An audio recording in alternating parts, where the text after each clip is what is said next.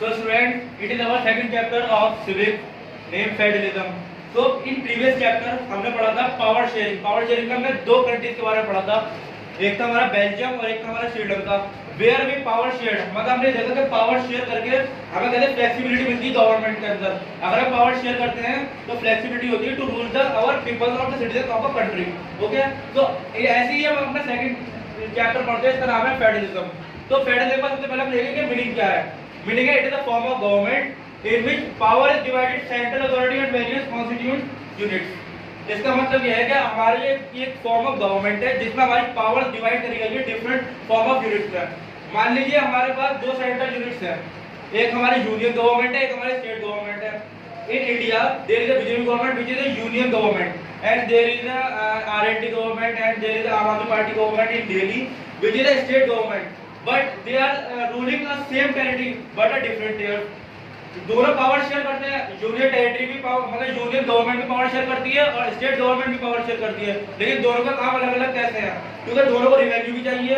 तो हमारा फेडरलिज्म का मतलब यही है कि जहाँ पर हम एक कंट्री है हमारी, तो कंट्री में दो तरह की गवर्नमेंट रूल करती है। हमारी पूरी कंट्री को रूल कौन करेगा? जो यूनियन गवर्नमेंट होगी। स्टेट को कौन रूल करेगा? जो स्टेट गवर्नमेंट होगी। ठीक है, क्योंकि स्टेट गवर्नमेंट के जो मसलाहत होते हैं, जो कि उनकी प्रॉब्लम्स होती है, वो लोकल पीपल ही समझ सकते हैं, ना कि मान लीजिए हमारे प्राइम मिनिस्टर मोदी जी हैं, तो मोदी जी उस बात को नहीं समझ सकते जो हम अपने मोहल्ले की बात समझ सकते हैं। वो समझ सकता है सिर्फ कौन? जो हमारा मेंबर होगा, जो हमारा चेयरमैन होगा, जो हमारा एमएलए होगा। So that is why our government is divided into various constituent. मान लीजिए सबसे ऊपर आता है हमारा यूनियन गवर्नमेंट, फिर आता है हमारा स्टेट, स्टेट के नीचे local government,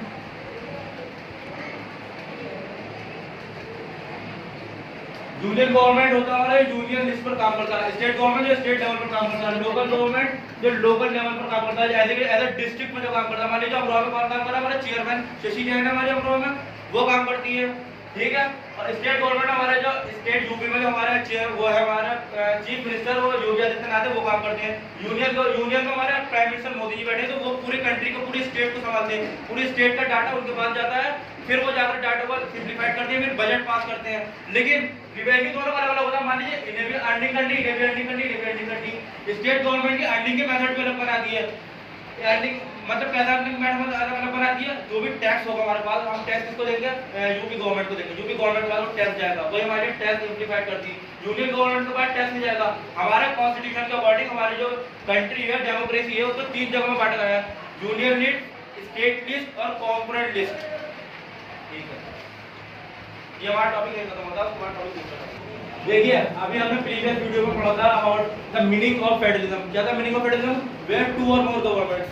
now we are talking about the features of federalism. ये फीचर्स क्या होते हैं फेडरलिज्म के अंदर, आखिर है क्या क्या हमारे? तो फर्स्ट पॉइंट हम पढ़ेंगे, there are to or more level of government. तो हमारा फेडरलिज्म में एक से ज्यादा लेवल की गवर्नमेंट होती है, state government, union government, local government.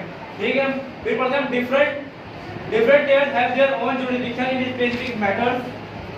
हमारे डिफरेंट टेयर्स, मान लीजिए यूनियन गवर्नमेंट के पास अलग मैटर होते हैं उन पर रूल करने के लिए, और स्टेट गवर्नमेंट के पास अलग मैटर होते हैं उन चीजों पर रूल करने के लिए। इसमें लिखा है different tears have their own jurisdiction in specific matters. उनके अपने अपने मैटर होते हैं रूल करने के लिए। ठीक है, jurisdiction of different level are specified in the constitution. अच्छा, जो जो रूल करते हैं अलग अलग गवर्नमेंट अलग अलग टेरिटरी पर, ये हमारा कॉन्स्टिट्यूशन में मेंशन है। According to the constitution our government is working different level of the different territories. Okay, and consent of both level of government to change the fundamental provision of constitution। अच्छा, मान लीजिए किसी भी government को कोई भी fundamental provision change करना है, फर्स्ट ये समझेगा फंडामेंटल प्रोविजन होता क्या है। ठीक है, फंडामेंटल प्रोविजन वो होता है जो कि कॉन्स्टिट्यूशन का बेसिक फैक्ट होता है।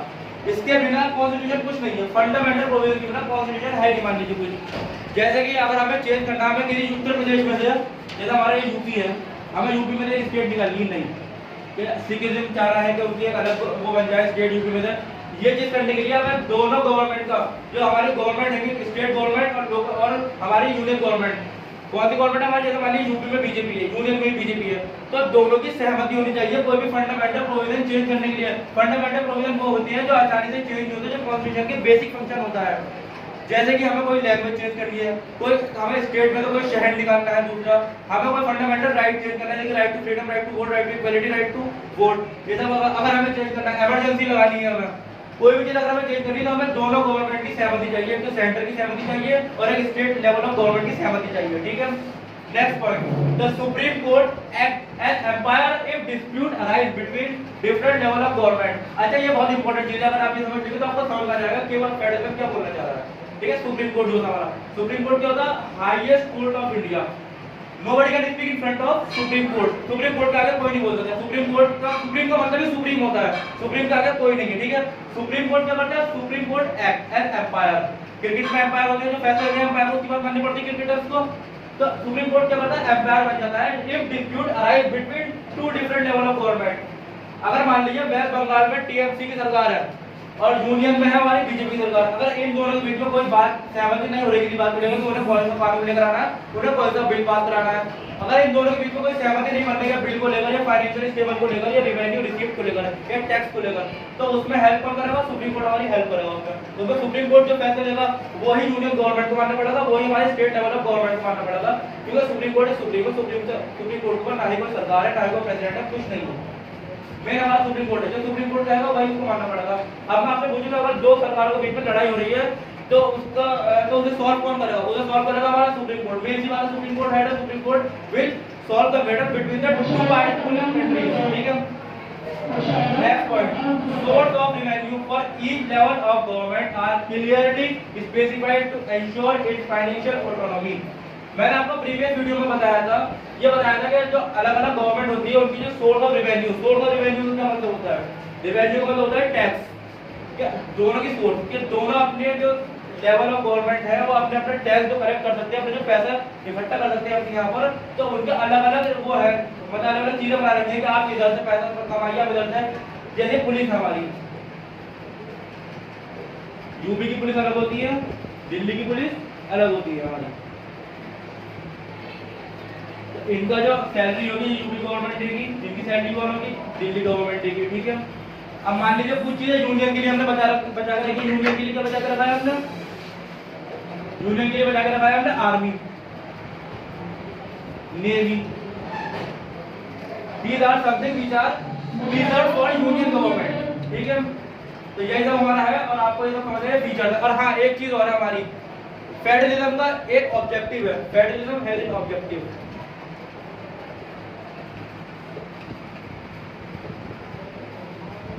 ऑब्जेक्टिव फेडरलिज्म का ऑब्जेक्टिव है, वो है हमारा टू प्रमोट